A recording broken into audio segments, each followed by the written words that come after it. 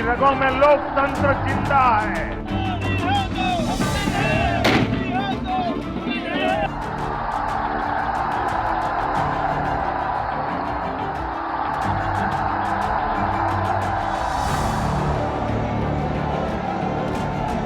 सभी को सशक्त करने की गारंटी दी है। नेटफ्लिक्स पर आने वाली वेब सीरीज सीक्रेट गेम्स का हर एपिसोड काफी धूम मचा चुका है। सीरीज में नवाजुद्दीन सिद्दीकी का एक दमदार डायलॉग था। वो कहते थे, कभी कभी लगता है अपन ही भगवान है। ऐसा ही कुछ गुमान कहीं अब शायद नरेंद्र मोदी को तो नहीं होने लगा है। जब से विपक्षी दल के लोग मोदी के समर्थकों को अंधभक्त बुलाने लगे, खुद उनकी पार्टी के नेता उनकी तुलना भगवान जगन्नाथ से करने लगे, हालांकि बाद में माफी भी मांगते नजर आए। उन्हें भगवान विष्णु का 11वां अवतार तक बताया गया। मोदी के अनुयायी तो लगभग यही मानते हैं कि प्रधानमंत्री मोदी सच में कोई देवदूत है, क्योंकि खुद मोदी कहते भी आए हैं कि ईश्वर ने उन्हें कुछ विशेष करने के लिए धरती पर भेजा है। वो अपनी ऊर्जा और काम करने की शक्ति को उस परम शक्ति का आशीर्वाद बताने से भी नहीं चूकते। नमस्कार, आप देख रहे हैं श्रेष्ठ भारत। आपके साथ मैं हूं संजीव चौहान। देश में लोकसभा चुनाव को लेकर माहौल काफी गर्म है। ऐसे में प्रधानमंत्री मोदी भी एक के बाद एक कई चैनलों को इंटरव्यू दे रहे हैं और अपने 10 साल के कार्यकाल का जमकर बखान भी कर रहे हैं। अभी हाल ही में एक इंटरव्यू में पीएम मोदी ने कहा था कि जब मेरी मां जिंदा थी तो मैं मानता था कि मैं जैविक रूप से पैदा हुआ, लेकिन उनके निधन के बाद अपने जीवन के अनुभवों पर विचार करने के बाद मुझे यकीन हो गया कि भगवान ने ही मुझे भेजा है कुछ करने के लिए। ये एनर्जी मेरी बायोलॉजिकल बॉडी की नहीं हो सकती, बल्कि भगवान ने मुझे दी है। मैं जब भी कोई फैसला लेता हूं, मुझे लगता है भगवान साक्षात मेरा मार्गदर्शन कर रहे हैं। तो इसका मतलब यह है कि पीएम मोदी डायरेक्टली या इनडायरेक्टली अपने आप को देवदूत मान चुके हैं। शायद यही वजह है कि उन्होंने साल 2014 में पीएम पद की शपथ लेने के बाद से 2024 चुनाव तक किसी भी प्रेस कॉन्फ्रेंस को एड्रेस नहीं किया। वो जहां चाहे जैसे चाहे बात कर सकते हैं, कुछ भी बोल सकते हैं, लेकिन किसी के सवालों का जवाब देना उन्हें ठीक नहीं लगता। जीता है लोकतंत्र के लिए। ठीक वैसे जैसे सतयुग, द्वापर, त्रेता युग में देवता खुद को सर्वशक्तिमान मानते थे। वो अपने आगे किसी के होने या ना होने का कोई मतलब ही नहीं समझते थे। उस समय में देवता किसी के सवालों का कोई जवाब नहीं देते थे और खुद को ही जगत का सर्वे सर्वा समझ लेते थे। ठीक उसी तरह का रवैया 2024 चुनावों से पहले तक मोदी में भी नजर आ रहा था। हालांकि अब उन्होंने देश के कोने कोने में करीब 71 मीडिया चैनलों को इंटरव्यू दिए हैं और बताया है कि पिछले 10 सालों में जो भी मैंने किया वो सबसे अलग था। जो मैंने किया वो कोई नहीं कर सकता था। जो मैंने किया वो अमर हो गया और जो मैंने किया उसे कोई बदल नहीं सकता। तो भाई ये हम नहीं कह रहे, ऐसी तमाम बातों से खुद पीएम मोदी की वेबसाइट और सोशल मीडिया पेज भरे पड़े हैं। अब कुछ भी कहिए, एनर्जी तो वाकई जबरदस्त है। कुछ न कुछ तो चमत्कारी शक्ति है, ऐसा लगता है पीएम मोदी के अंदर।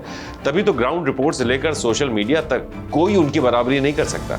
5 दिन में राहुल गांधी 120 पोस्ट करते हैं तो मोदी उतने ही समय में 1150 पोस्ट कर सकते हैं। एक ही दिन में वो बम्पर रैलियां कर सकते हैं, देश भर में घूम घूम कर ताबड़तोड़ रोड शो कर सकते हैं। मीडिया के जरिए मोदी का आम जनता से संवाद और एक के बाद एक रोड शो ये बताने के लिए काफी है कि वो अपनी जीत के लिए कुछ भी कर सकते हैं। तो मोदी जिस काम की गारंटी देते हैं उसे पूरा करके ही दम लेते हैं। और शायद यही वजह है कि बीजेपी ने चुनाव से पहले पार्टी मैनिफेस्टो का नाम बदलकर मोदी की गारंटी रख दिया था, क्योंकि मोदी की गारंटी का मतलब है देश की जनता के लिए मोदी की कमिटमेंट और सक्षम शासन यानी एफिशिएंट गवर्नेंस है। प्रधानमंत्री मोदी राम मंदिर के मुद्दे पर भी अपनी गारंटी का भरपूर इस्तेमाल करते हैं। वो कहते हैं कि राम मंदिर को लेकर उनकी अचीवमेंट उनकी गारंटी का प्रमाण है। मेरी वही गारंटी भारत को विकसित भारत बनाने की भी गारंटी है। आपको मोदी सरकार में पक्का घर, शौचालय, नल से जल, सस्ता सिलेंडर मिला, वैसे ही मोदी अपनी हर गारंटी पूरी करेगा। 24 के चुनाव से पहले ही मोदी का फोकस मेजॉरिटी ऑफ पॉपुलेशन की तरफ था। उनके इस लक्ष्य को मुस्लिम समुदाय की आलोचना के तौर पर भी देखा गया, लेकिन मोदी ने अपने बारे में कट्टर से कट्टर आलोचना को स्वीकार किया। लेकिन उनकी पार्टी के लोगों ने भी उनकी गिनती देवताओं में करनी शुरू कर दी। महाराष्ट्र में एक बीजेपी नेता ने कहा कि मोदी भगवान विष्णु के 11वें अवतार हैं। तो जगन्नाथपुरी में एक नेता बोले, भगवान जगन्नाथ मोदी के भक्त हैं। अगर उस दिन सोशल मीडिया पर खूब हंगामा ना हुआ होता तो बीजेपी नेता मोदी को भगवान का 11वां अवतार कहीं घोषित न कर डालते। खैर, आपको उस दौर की भी याद दिलाते हैं जब पीएम मोदी 2014 के लोकसभा चुनाव के पहले यूपी के वाराणसी पहुंचे थे। तब उन्होंने कहा था मां गंगा ने मुझे बुलाया है। उनका यह फॉर्मूला जबरदस्त हिट रहा और एक गुजराती को यूपी की जनता ने एक गुजराती का दिल खोलकर स्वागत किया, प्यार दिया। वो प्रधानमंत्री बने।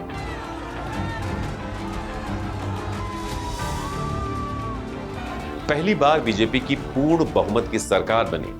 पहले कार्यकाल में ही मोदी ने भ्रष्टाचार मुक्त सरकार बनाने का दावा किया, जनधन योजना की शुरुआत की, जीएसटी लागू करने का बड़ा फैसला लिया, उज्ज्वला योजना से घर घर में गैस कनेक्शन दिया, डिजिटल इंडिया के माध्यम से बैंकिंग सेक्टर को मजबूत किया, मुद्रा योजना चलाकर लघु उद्योगों को बढ़ावा दिया, स्वच्छ भारत अभियान और नमामि गंगे प्रोजेक्ट की शुरुआत की, नोटबंदी जैसा फैसला लेकर काले धन पर रोक लगाई, बालाकोट एयर स्ट्राइक करके पाकिस्तान को सबक सिखाया, मेक इन इंडिया की पहल की, देश को मजबूती दी, 3 तलाक पर लगाम लगाकर मुस्लिम महिलाओं की जिंदगी संवारी। तो इसी तरह से मोदी सरकार ने साल 2019 में दूसरी बार फिर से पूर्ण बहुमत की सरकार बनाई और सरकार बनाते ही राम मंदिर बनाने और जम्मू कश्मीर से धारा 370 निरस्त करने जैसे बड़े फैसले लिए। मोदी के इस फैसले से विपक्षी दल समेत पड़ोसी मुल्क पाकिस्तान को भी मिर्ची लगी, लेकिन मोदी के इस फैसले को कोई चुनौती नहीं दे पाया। नतीजा यह हुआ कि आज घाटी में विकास के नए आयाम लिखे जा रहे हैं। जम्मू कश्मीर में G20 समिट करके मोदी ने दुनिया को यह संदेश दिया कि अब घाटी की किस्मत बदलने से कोई रोक नहीं सकता। यही वजह है जो आजकल मोदी हर मंच पर कहते हैं कि भगवान ने उन्हें एक साधन के अलावा कुछ नहीं बनाया। तय उन्होंने किया है, मैं सिर्फ एक साधन हूं, एक जरिया हूं। वैसे तो वो अक्सर खुद को हिंदू धर्म का सबसे बड़ा अनुयायी मानते आए हैं, जो उन्होंने इसी साल जनवरी में साबित भी कर दिया। अयोध्या में भगवान राम मंदिर का भव्य मंदिर बनाकर खुद अपने हाथों से उसकी प्राण प्रतिष्ठा करके मोदी ने ईश्वर से अपना जुड़ाव साबित भी किया। मोदी ने इन्हीं दिनों एक इंटरव्यू में भी कहा कि मैं कुछ बनने के लिए नहीं बल्कि कुछ करने के लिए पैदा हुआ हूं। मेरा मिशन 2047 तक अपने देश को एक विकसित भारत बनाने का। मुझे कुछ करना है और इसके लिए जो कुछ भी करना पड़े मैं करता रहूंगा। उसी इंटरव्यू में वो खुद के इंसान होने पर भी जोर देते दिखे। मोदी ने कहा, मैं सिर्फ जरिया हूं, ये देश के लोग हैं जो तय करते हैं कि कौन क्या बनेगा। इसके अलावा वो ये भी कहते हैं कि मैं भी एक इंसान हूं, गलतियां मुझसे भी हो सकती हैं, लेकिन मैं बुरे इरादे से कुछ नहीं करता। मैंने देश की जनता से जो वादे किए हैं उन्हें पूरा करने में कोई कसर नहीं छोड़ूंगा। तो साथियों, हमने आज आपके सामने मोदी के वो 2 बयान रखे हैं, जिसमें एक में वो खुद को देवता से कम मानते या कम समझते नजर आते हैं, मना करते हैं, वो कहते हैं वो जरिया है, करने वाला ऊपर वाला है। दूसरे में खुद के इंसान होने पर भी जोर देते हैं। अब वो इंसान है या देवता हैं, देवदूत हैं, ये देश की जनता को तय करना है।